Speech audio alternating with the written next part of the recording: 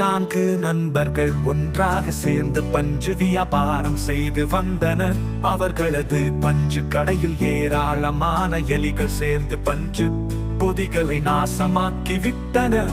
எலிகளை ஒழிப்பதற்காக பூனை ஒன்றை வளர்க்கலாம் என்று 4 பேரில் ஒருவன் கூறினான். மற்ற மூவரும் அவன் கருத்தை ஆதரித்தனர். 4 பேரும் சேர்ந்து ஒரு பூனையை வளர்க்கத் தொடங்கினர். பூனை வந்ததிலிருந்து எலிகளின் தொல்லை குறைந்தது. அதனால் 4 பேருக்கும் பூனையின் மேல் மிகுந்த அன்பு ஏற்பட்டது.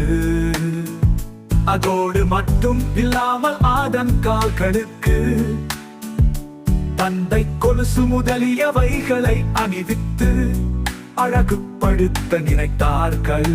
4 பேரும் பூனையின் 4 பேரும் பூனையின்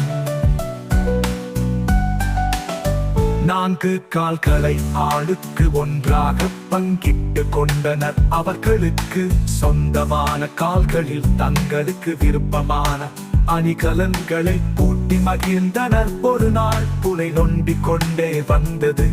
இதை பார்த்த வியாபாரிகளில் ஒருவன் தன் நண்பனிடம், நண்பா, உனக்கு சொந்தமான காலில் அடிபட்டு விட்டது, மருந்து போட்டு குணப்படுத்து என்றான். அந்த காலுக்கு உரியவனும் பூனையின் காயத்தை துடைத்து எண்ணெய் துணியால் அதை சுற்றி வைத்தான். அன்று இரவு பூனை விளக்கு பக்கம் போகவே அதன் காலில் சுற்றி இருந்த துணியில் நெருப்பு பிடித்து கொண்டது. பூனை மிரண்டு போய் பஞ்சு மூட்டைகளின் மேல் ஓடியது. உடனே பஞ்சு மூட்டைகள் அனைத்திலும் நெருப்பு பிடித்து கொண்டது. இதனால் அந்த பஞ்சு மூட்டைகள் அனைத்தும் எரிந்து சாம்பலாயின. வியாபாரிகளில் மற்ற மூவரும் துணி சுற்றிய அவனை பார்த்து, நீ என்னை துணி சுற்றி வைத்ததால் தான் இந்த இழப்பு ஏற்பட்டது.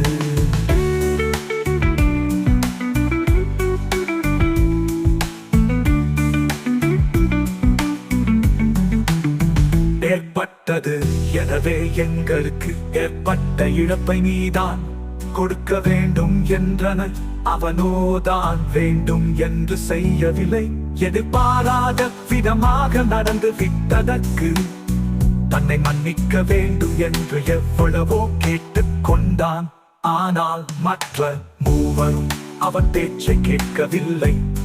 பின்னர் இந்த பிரச்சனை அந்த ஊரில் உள்ள மரியாதை ராமன் என்பவரிடம் சென்றது. கதை முழுவதும் கேட்ட மரியாதை ராமன் நன்கு சிந்தித்த பிறகு இவ்வாறு தீர்ப்பு கூறினார். பூனையின் ஒரு காலில் அடிபட்டுள்ளது. அந்த காலால் நடக்கவோ ஓடவோ முடியாது. அந்த சமயத்தில் அது மற்ற 3 கால்களால் தான் ஓடி இருக்க வேண்டும். எனவே உங்கள் மூவருக்கும் சொந்தமான கால்களால் தான் ஓடியது நஷ்டத்தை ஏற்படுத்தி இருக்கிறது. எனவே நீங்கள் மூவரும் தான் இந்த 4ஆம் ஆளுக்கு ஏற்பட்ட இழப்பை ஈடு செய்ய வேண்டும் என்று தீர்ப்பு வழங்கினார். உண்மையையும் தங்கள் தவறையும் உணர்ந்த மூவரும் இழப்பை ஒருவர் மீது மட்டும் திணிக்க கூடாது. இதனால் மீண்டும் கடையை நடத்த தொடங்கினர். மரியாதை ராமனின் சமயோசிதமான தீர்ப்பை எண்ணி அனைவரும் மகிழ்ந்தனர்.